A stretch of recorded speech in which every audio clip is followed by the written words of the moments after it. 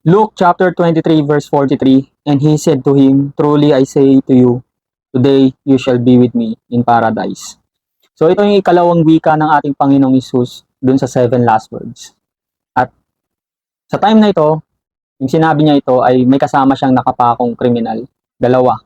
Sa Gospel of Luke, is sa verse 39, yung isa lang yung nagmamak sa kanya. Pero kung titingnan niyo sa Gospel of Matthew and Mark, actually, dalawa silang nagmamak. Kasama yung mga tao nung time na yan. Pero, along the way or after ilang hours, yung isa huminto na. Bagkus ni-rebuke niya pa yung isa at doon nagsisi siya. Dito sa Gospel of Luke, sa verse 39, sinabi ng isa ay, kung ikaw yung Kristo, iligtas mo yung sarili mo, iligtas mo na kami. So grabe yung pagmamak kay Jesus Christ sa time na to. Na para bang minamaliit siya, na kinu-question yung pagiging Diyos niya. And up to this date, nangyayari yan. Sa Hollywood pa lang, sa mga music video, mga influencer, di ba? Nagkokorona ng tinik, ginagaya ang ginagawa ni Jesus Christ at pinagtatawanan, ginagawang katatawanan. Na para bang okay lang yun, di ba? At sa panahon ngayon, di ba, marami tayong nakikitang ginagaya yung ginawa ni Jesus Christ. That's form of mockery. Na para bang sinasabi natin na hindi sapat yung ginawa ni Jesus Christ, kailangan may effort din ang tao. Guys, hindi na kailangan. Tinapos na ni Jesus Christ. And sabi dito, save yourself and save us. Di ba? Laging gusto ng tao may sign, nakikita. Gusto physical sign. Maraming tao na sinasabi, kung totoo kang Diyos, magpakita ka, gawin mo to, di ba? Bigyan mo ako ng ganto. Bakit ang daming evil? Bakit ganto? XYZ, kung ano-anong rason. It shows na walang paniniwala or walang pananampalataya yung mga taong ganto.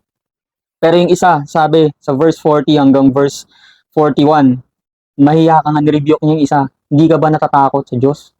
Tayo, criminal tayo, dapat lang sa atin to. At dito makikita yung true repentance ng taong ito. From the Greek word, yung repentance is metanoia, meaning change of mind. No? From unbelief to believing. Diba?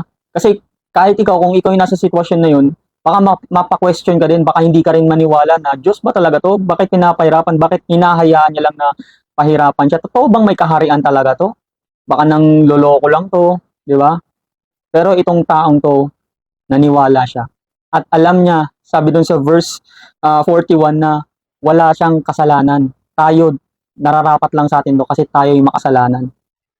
At ang metanoia or repentance, magpo-produce yan ng totoong pagbabago.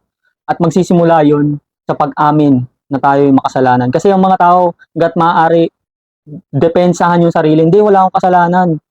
Malinis ako, wala akong inaapakang tao. Tumutulong ako sa kapwa ko. Pero sabi sa Romans 3:23, for all have sinned and fall short of the glory of God.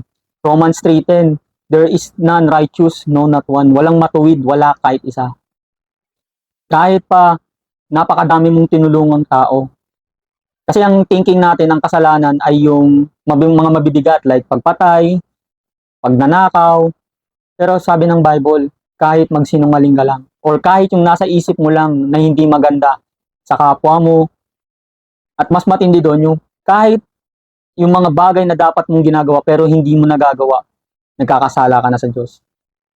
So ganun kataas yung standard ng Diyos at wala ni isa sa atin ang makakaabot nun. Kaya nga dito papasok yung biyaya ng Panginoon na siya na yung gumawa ng perfection, credit sa iyong account kung magtitiwala ka sa Panginoon, kung sasampalatayanan mo yung sinabi ni Jesus Christ at yung ginawa niya at yung muling pagkabuhay ni Jesus Christ. Kasi pwede kang magtiwala sa sarili mong gawa.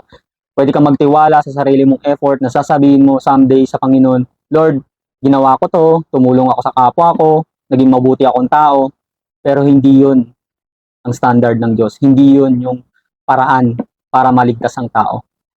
Sinabi niya, biglang baling kay Jesus Christ, sabi niya dito, remember me when you come in your kingdom. Dito, in-acknowledge niya na may kaharian tong taong to. Hindi siya ordinaryong tao lang. Siya ay hari at siya yung tagapagligtas. Anong sagot sa kanya ng Panginoon? Sabi dito sa verse 43, and he said to him, truly, ibig sabihin, assuredly or katotohanan or sigurado ka, garantisado, I say to you, nakausap niya, nag-reply siya doon sa criminal na yun na nagsisisi. Today, diba? Wala nang mag-i-stay pa kasi alam nilang mamamatay sila sa sitwasyon nilang yun.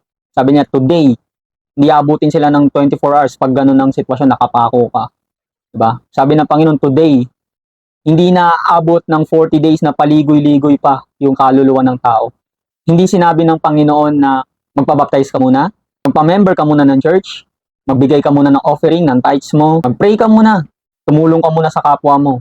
Sabi ng Panginoon, today, you will be with me in paradise. Merong assurance na kapag nangako ang Panginoon, gagawin niya. So kung ikaw, kaibigan, wala ka pang relasyon sa Panginoon, hindi mabuting gawa ang makapagligtas sa tao. Kasi diyan ka magtitiwala sa mabuti mong gawa. Bagkus magtiwala ka dun sa ginawa ni Jesus Christ. Sabi sa John 14:6, I am the way, the truth, and the life. No one comes to the Father except through me. So walang makakarating sa Diyos Ama kung hindi sa pamamagitan lamang ni Jesus Christ.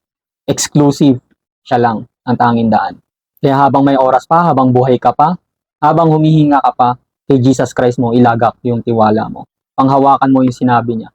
Kagaya nitong sinabi ng magnanakaw na to or yung kriminal na ito.